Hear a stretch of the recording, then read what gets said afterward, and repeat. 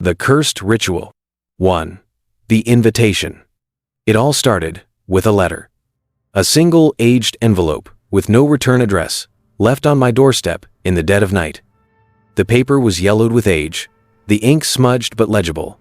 You are cordially invited to witness the midnight ritual. The house at Black Hollow Lane, 3 a.m. Come alone. Most people would have ignored such a message, but I wasn't most people. My curiosity, my hunger for the unknown, always got the better of me. So that night, I drove to Black Hollow Lane, where an old, decayed mansion awaited in the middle of the woods. The air grew colder as I approached. The trees swayed without wind. Shadows twisted in the corners of my vision. I should have turned back, but something beyond my own will pulled me forward. 2. The House of Echoes. The house was massive, its Gothic structure looming under the moonlight.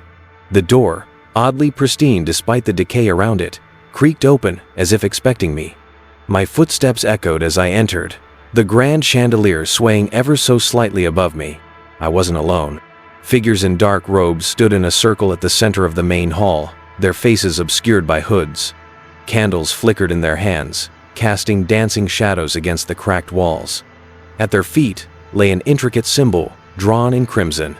The moment I stepped inside, the door slammed shut behind me. "You have come," one of them whispered, his voice hollow, ancient. Then, the ritual begins. 3. The chanting begins. A deep hum vibrated through the air, growing into a chorus of whispers. The robed figures moved in unison, swaying, their voices weaving together into an incantation I couldn't understand. The symbol on the floor began to glow. A terrible chill wrapped around me, seeping into my bones.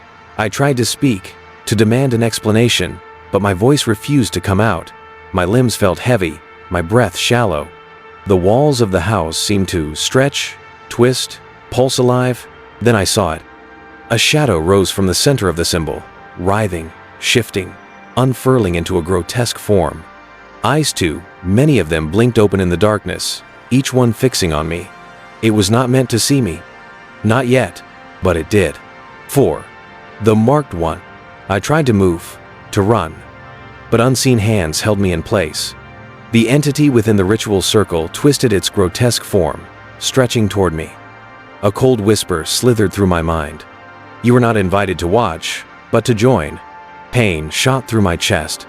I looked down to see a symbol identical to the one on the floor searing itself into my skin, as if an invisible blade was carving it into me.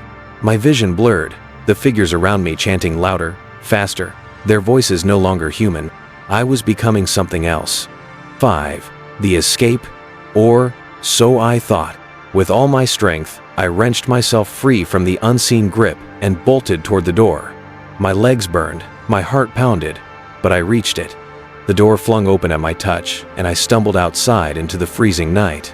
The moment my feet left the threshold, the house fell silent. I turned, expecting to see the monstrous entity chasing me, but the house was gone. Not abandoned, not destroyed, just gone, as if it had never existed. I clutched my chest, my fingers brushing against the mark still burned into my skin. My body was free, but my soul? That night, I escaped something far worse than death. Or at least, I thought I did. Because the chanting, it never truly stopped. 6. The haunting begins. Days passed, but I couldn't escape the feeling that something was watching me.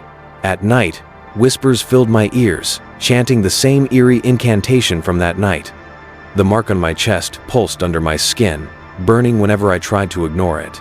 I would wake up gasping for breath, drenched in sweat, the scent of candle wax and old parchment filling my room.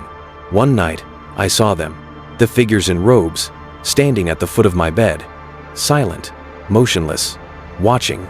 Then, as quickly as they appeared, they were gone. 7. The Final Revelation. I knew I had to go back, to end whatever curse had been placed upon me. Black Hollow Lane no longer appeared on maps, but I followed my instincts, driving deep into the woods where I first found the house. And there it was, standing tall, untouched by time, as if it had been waiting for me.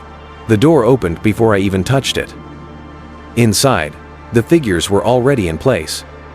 The ritual prepared once more. "You have returned," the hollow voice echoed. "The initiation is complete." This time, I did not run. This time, I stepped forward.